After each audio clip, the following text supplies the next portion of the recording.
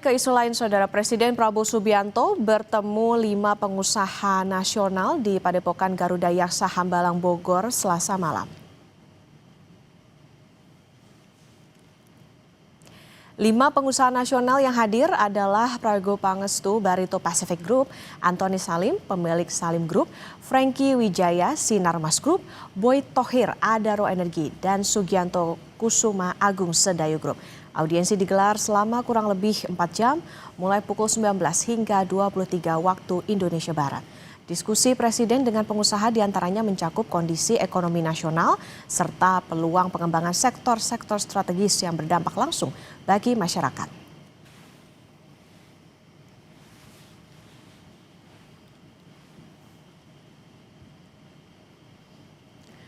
Presiden meminta 5 konglomerat menciptakan lapangan pekerjaan. Saat ini jumlah sektor informal terus naik. Salah satunya ojol.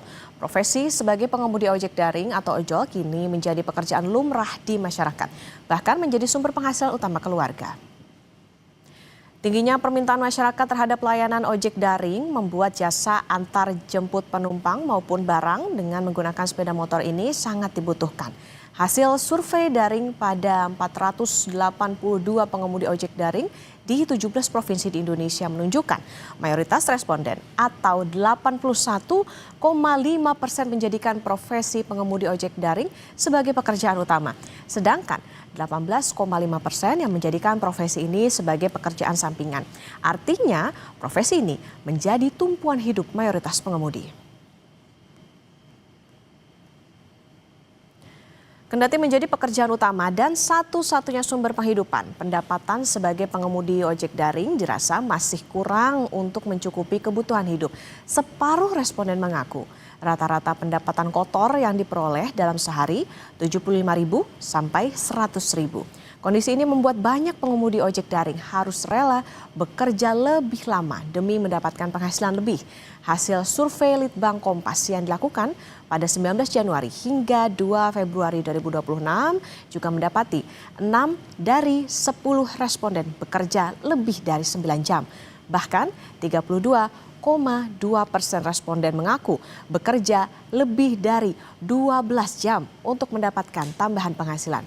Biaya operasional untuk bahan bakar dan konsumsi pengemudi bisa mencapai 30 sampai 50% dari pendapatan.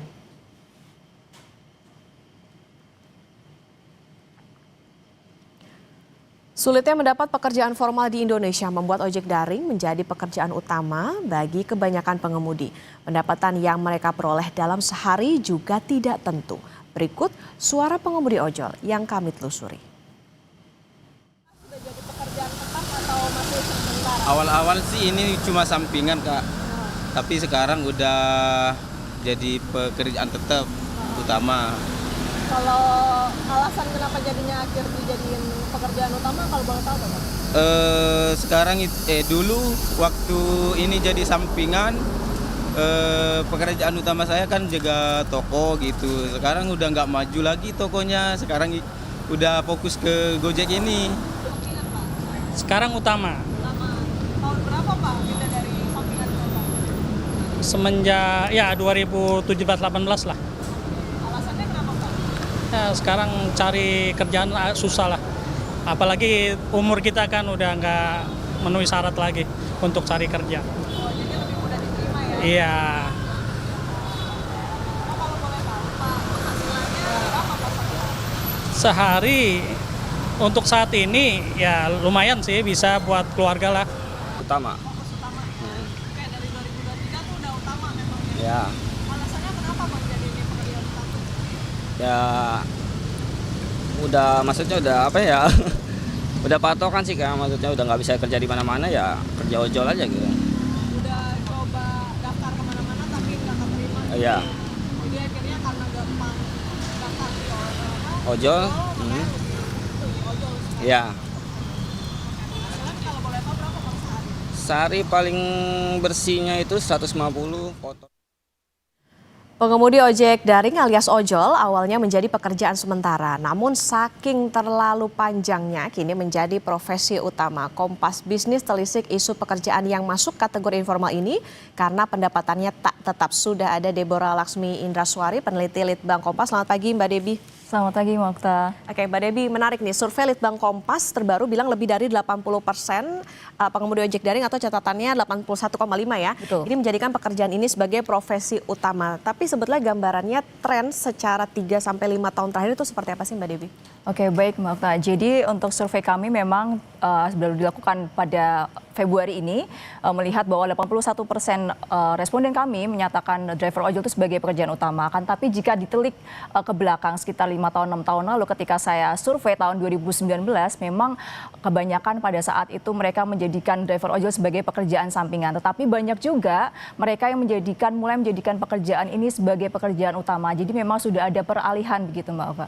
Oke, sudah ada peralihan. Kalau kita bicara soal ojol kan kayak gig ekonomi nih, artinya kan Betul. pekerja lepas gitu ya. Nah, kelompok dan usia ataupun pendidikan mana yang paling dominan jadikan ojol ini sebagai pekerjaan utama Mbak Debi catatannya? Baik, jadi survei kami nih Mbak Okta, kami menemukan bahwa mayoritas itu berasal dari tingkat pendidikan SMA dan setingkatnya begitu. Kemudian untuk usia memang rata-rata di usia produktif dari 25 tahun sampai 39 tahun, tetapi ada juga mereka cukup banyak 47,5% itu berasal dari kelompok usia 40 sampai 54 tahun. Artinya memang cukup lanjut gitu. Oke, berarti ini dalam usia produktif ya kebanyakan. Oke, nah kalau itu kan tadi kalau SMA mayoritas Mbak, ada nggak yang pendidikan yang lainnya juga misalnya S1 gitu? Iya, memang kalau S1 dan S2 dari responden kami ada, tapi jumlahnya tidak begitu besar, hanya 15,1% untuk S1 dan 0,2% yang S2.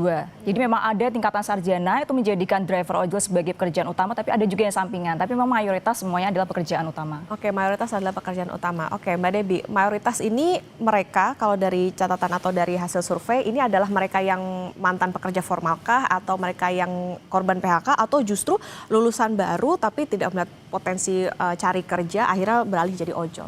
Betul, kalau dari survei kami kebetulan tidak menanyakan soal hal itu secara detail, tetapi kalau dilihat dari tren ketika saya melakukan survei juga pada tahun 2019, memang rata-rata mereka berasal dari pekerjaan formal, banyak juga dari pekerjaan formal, kemudian ada badai PHK, ketika COVID gitu ya, yang mereka akhirnya tidak memiliki pekerjaan beralih ke driver ojol. Namun banyak juga mereka yang berasal dari pengangguran. Jadi memang ada beragam, tapi tidak menutup kemungkinan perubahan ini terjadi dari pekerja formal ke pekerja informal seperti driver ojol seperti itu. Oke, nah Mbak Debi, apakah pendapatan ojol sebagai pekerjaan utama itu rata-rata bisa dikatakan cukup untuk memenuhi kebutuhan hidup layak di kota besar atau seperti apa? Karena kalau dari Litbang Kompas itu kan memang mereka merasa masih belum cukup ya gitu untuk bisa memenuhi kebutuhan itu.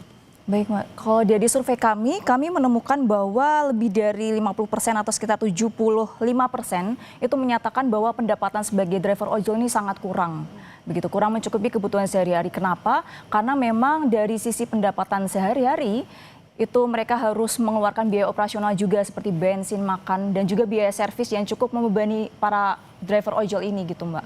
Oke, berarti itu datanya ada berapa Mbak? Misalnya mereka harus mengeluarkan berapa persen dari pendapatan yang didapat 75 sampai 100 ribu per hari itu? Ya, jadi kalau dari pendapatan mayoritas 46,8% menyatakan mereka mendapatkan 75.000 sampai 100.000 setiap harinya itu kotor.